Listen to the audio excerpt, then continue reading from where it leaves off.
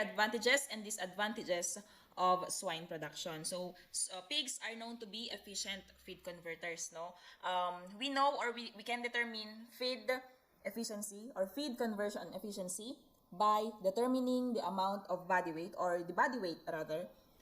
We divide it, no, by the amount of feed given. No, so if the body weight is heavy, okay, you have a heavier body weight divided by just an amount of feed.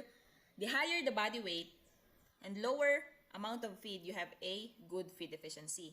But if you need a greater amount of feed to produce 1 kilogram body weight, then that would be a lower feed efficiency. Okay, so we have to have high feed efficiency. Okay, feed conversion efficiency is the inverse of feed conversion ratio. When we say feed conversion ratio, that is the amount of feed given to produce a kilogram body weight. Okay? So, yung pigs, binigyan mo lang ng pagkain, right amount of feeds at the right time, with the right composition, you will have profit na. So, efficient feed converters sila. Hindi tulad ng native pigs. By the way, this efficient feed converters is applicable or very much a characteristic of white breeds, no? Yung mga purebreds natin, okay?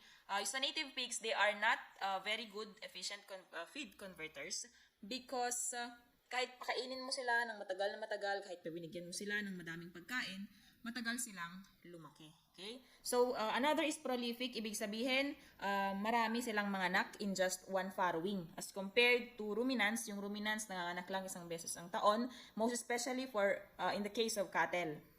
Sa cattle, ang gestation period nila almost or approximately 9 months. Pero from that period, no, isa lang ang magiging anak nila. Minsan dalawa, pero normally, isa lang yung anak nila sa isang anakan. Sa baboy kasi, they have a litter size of 10.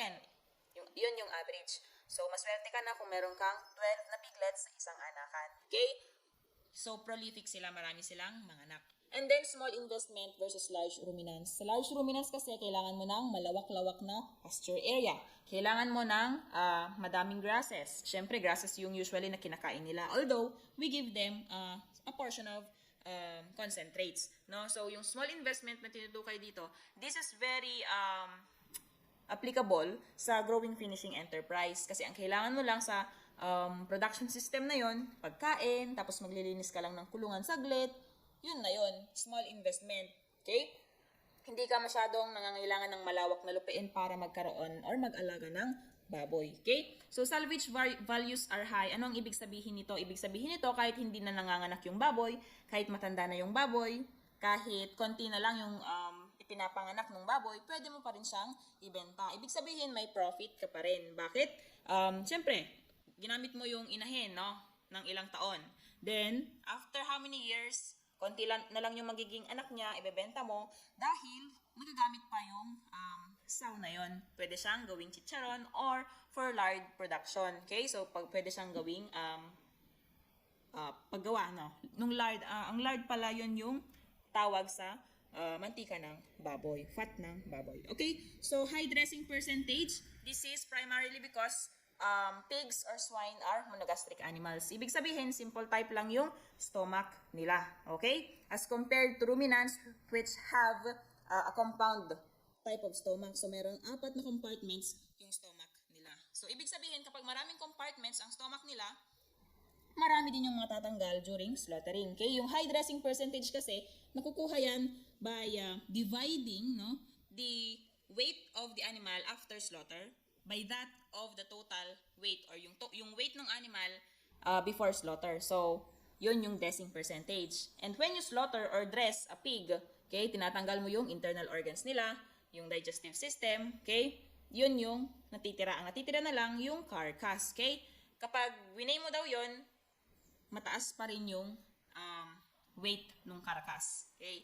Relative to the live weight of the animal. So, yun, high dressing percentage. And then, traditionally accepted as table meat. Alam nyo ba, yung pork is the second most consumed meat in the world. Bakit second lang? Dahil meron tayong mga kaibigan or kapatid na Muslim na hindi naman kumakain. So, kung lahat ng tao kumakain ng pork, and then, edi siguro na-declare na pork is the most consumed meat in the world. Pero pumapangalawa lang siya. So, it's for you to know na lang, assignment yun na lang kung ano yung top most na kinakain ng tao across the globe. Okay? So, traditionally accepted as table meat. Bakit? Dahil apart from the flavorful taste of lechon, of adobo, and so on, marami siyang pwedeng pag-processan, no? Pwede siyang i-process as tocino, as ham, as bacon, etc. All occasions year-round, pwede kang kumain ng pork. And it is very available in the market. Okay? So, disadvantages, no? Heavy losses due to diseases and parasites dahil kailangan ng care and management ng swine. Okay? Hindi mo naman siya pwedeng ipastol na lang tapos hayaan mo na siyang kumain ng siya lang. Okay? So, heavy losses due to diseases and parasites can be avoided if there is good management. Ang tinatawag. Okay? Kailangan mo siyang pakainin sa tamang oras ng wasto. Dapat pakainin mo siya. Hindi siya dapat nalilipasan ng gutom. Dapat malinis ang kulungan. Kung nagkakasakit, gamutin. Yun yung ibig sabihin para maiwasan yung diseases and parasites. No. Feed adulteration and supply. Okay? Dahil mahal ang cost ng feed ingredients, okay, to formulate feeds or process feeds, usually, okay, ini-import natin sila. Dahil mataas din ang importation fee, edi ang nangyayari, usually yung mga feed companies, siyempre hindi naman natin alam kung ano talaga yung composition ng feeds na binibili natin. Okay? Although nakalagay naman dun sa feed tag yung feed ingredients. Pero, alangan naman na chinecheck pa ng farmer, ano kaya ito, tama ba yung mga pinaglalagay ng feed companies? Siyempre, hindi naman, di ba?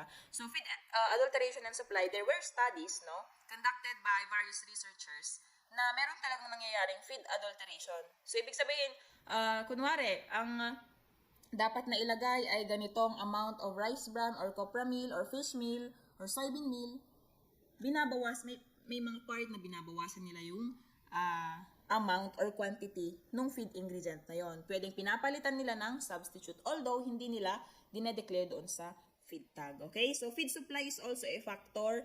Bakit? Siyempre, mahal nga yung presyo ng feed ingredients. Okay?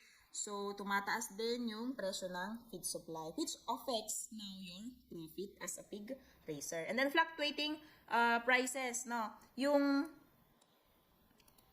Yung presyo ng baboy, nag-iiba-iba yan throughout the year. Bakit? Hindi natin alam kung kailan tataas ang supply, kailan tataas ang demand. Although, alam natin na tuwing Pasko, tuwing my birthday, tuwing may wedding, may mga special na okasyon, ang una nating naiisip na bilhin, of course, baboy. Okay? Pero, dahil sa panahon ngayon, aside from the pandemic, nangyayari na rin meron na rin ASF na outbreak. Okay? Which affects the supply of pork. So, kapag mataas yung supply ng pork, syempre bababa yung presyo ng baboy. Pero kapag mababa yung supply ng pork, tulad ngayon na may ASF, na meron ding pandemic, na mahirap mag-transport ng pig from province to province dahil kailangan ding mag-swab ng mga traders, ng mga drivers. Kailangan din nilang i-transport, mahal din ng gasolina, and so on. Maraming mga factors na i-consider sa paglalatag ng presyo ng baboy. Kaya fluctuating ang prices dahil hindi natin alam, maybe months from now, merong program na ginagawa yung DA, importation or repopulation of hogs. So, maaring bababa na naman yung presyo ng baboy. But as of the moment, mataas pa rin yung presyo ng baboy, nung live weight, as well as yung presyo na rin ng pork. And then, high labor requirement during farrowing, yung mga white breeds natin, nangangailangan ng farrowing assistance. Hindi tulad ng native pigs na kaya niyang manganak mag-isa. Kaya niyang alagaan yung mga biik niya. Pero sa white breeds of pigs, they need farrowing assistance. Kailangan mong punasan yung snout nila para makahinga sila. And apart from that, kailangan mo rin silang i-assist na magsakel ng colostrum sa kanilang ina. Also, you also have to cut the needle teeth. Kailangan mo ring bigyan sila ng brooding, yung brooder rather. Okay? Kailangan mo silang bigyan ng sapat na init dahil at their age, susceptible pa rin sila sa cold temperature. Okay? So, yun yung kailangan. High labor requirements. So, dapat kapag nag-aalaga ka ng inahin at gusto mong gawing sow to feeder or sow to finish ang iyong production system, dapat alam mo yung gestation period ng swine. Dapat alam mo rin kung kailan siya manganganak, ano yung expected date of farrowing niya, ano yung mga kailangan habang nanganganak yung baboy, etc. Okay, yung may mga gamot tayong kinakailangan. Para, of course, apart from the antibiotic, kailangan din ng vitamins ng mga alaga nating biik. Okay, so objectionable characteristic odor. Ito ay very familiar, okay? Dahil alam natin, nakaakibat ng pag-aalaga ng baboy ay yung amoy na galing sa baboyan at hindi natin ito maiiwasan. So it cannot be avoided but it can be minimized with proper waste management. So dapat, ikaw na nag-aalaga, regular na nililinisan mo yung kulungan ng baboy. Regular na pinapaligo ang baboy. Tapos, dapat malinis, no? Yung kulungan niya. Kasi ang baboy, actually hindi naman talaga madumi ang baboy eh. If you are to notice, no, yung baboy, pinipili niyang higaan yung malinis na parte ng kulungan. Ayaw niya sana ng nadudumihan yung parte ng katawan niya. Okay? Yun yung characteristic ng baboy. So, yun yung advantages and disadvantages ng swine production. Okay?